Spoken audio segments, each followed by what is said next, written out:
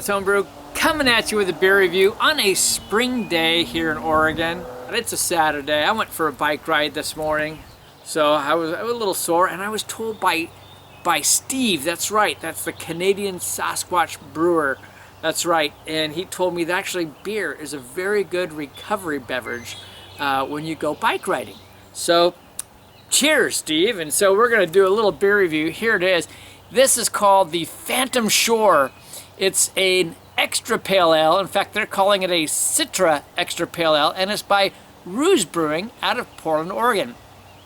Ruse kind of came on the scene. One of the things they were quite known for originally was for brewing some of the hazy IPAs, but they make some other really good beers in various styles, some of the very light sours and things like that too. And so kind of excited to get this. This was sent to me by another other than Carl Oppenheimer, who's a fellow Portlander. He's on the east side. We haven't actually gotten to meet yet, Carl and I, and I'm looking forward to that, to maybe getting a chance to go have a beer with him someplace, or having him over here even would be great.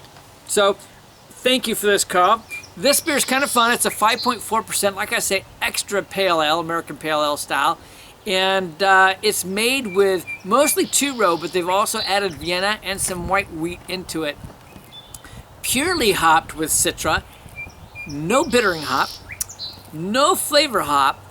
They only had Citra in the Whirlpool and Dry Hopping, which is kind of unique, which does tend to make you think more of a hazy type IPA, but even they do flavoring hops. So this will be interesting. We're gonna get it cracked open right now.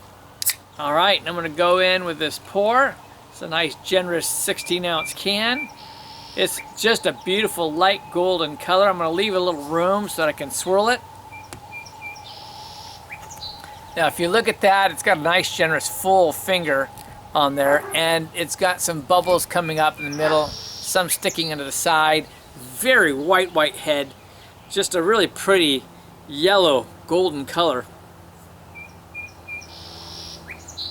And bam, right off the top, you definitely, I don't know what the date is on this, but you get some nice aroma coming immediately on this. That great Citra scent is what you're getting, but you're also getting a little bit of that cattiness, but you're also getting some lemon type of a quality, like a lemon lime maybe, but more lemon. But it's Citra. I do get some nice hints of like some tropical type qualities, a little bit of a mango type quality, all much more on the backdrop compared to the normal Citra cattiness in the lemon, but it is definitely in there. It's gonna be interesting though that there's no flavoring or bittering of hops to see what this is like. We're gonna dig on in. Cheers.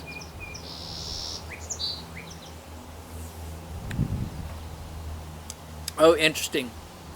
Oh, wow. Okay, this is the paradigm. It kind of does this paradigm change on you. It's very cold right now, so it's gonna get more mouthfeel as I go, but it's on the light end of a medium, which is, I'm kind of surprised. I thought it might be less. Although it is 5.4%, but still, it is one of those beers that it hits your palate. You get that nice little kick of some of the citrus, so it's a pale ale, and then it just washes out. Completely just washes out to a watery beer flavor, just a light water flavor. Yeah, that's just odd. Yeah, right at the beginning. It's just great.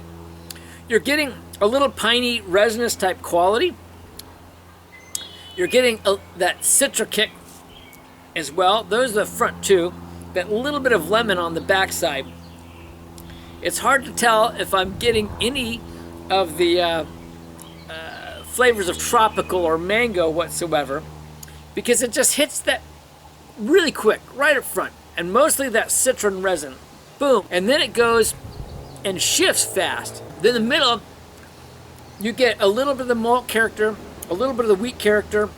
So both your two-row, the Vienna and the wheat, and you're left with a light, like resin pine type quality with just a bit of the Citra kicking in. And then it waters out. It just all washes out on your palate on the back. Just completely washes out. And I would also say that it's a semi-dry beer, which is interesting. So they did something with their water profile along with the mash temp, probably in that 48-50 range, I would assume. So it does make it a little bit lighter, but they did something with the water profile to dry it out. It's a fun beer. It's quite pleasant. What I'd have to say is this is definitely a summer beer. The perception, though, is that drinking this is that you're probably drinking like a 4.5, 4.8 beer. And it is 5.4, so you'd have to be cautious that this doesn't sneak up on you. It's not huge, but it's more than what it tastes. It's warming up. There's a little more body. It's picking up more of the lemon quality on the front of the taste. I'm getting still some of that Citra kick.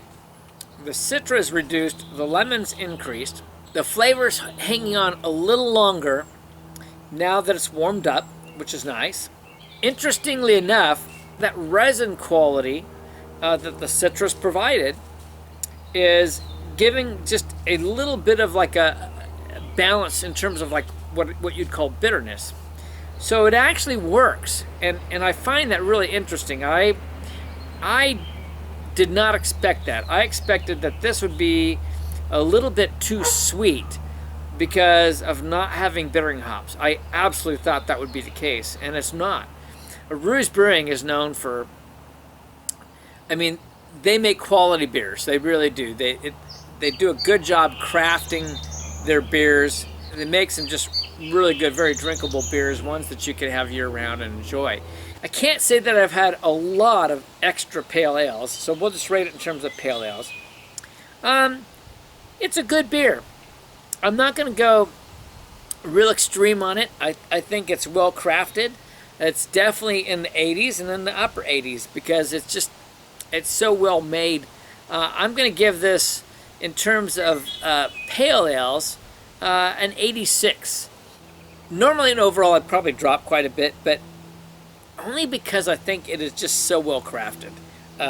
Does it really still hold up for me? I'm not going to change at all. I'm going to still go 86 overall because it's just very drinkable. The carbonation levels, everything else is just right. Really well done. Here it is again. It's the Phantom Shore by Ruse Brewing. I'd say give this a try if you can get a hold of one of these cans. This is a fun beer to try, and if you're a brewer, it could give you some really fun ideas in terms of brewing concepts hopefully from the things that I've described.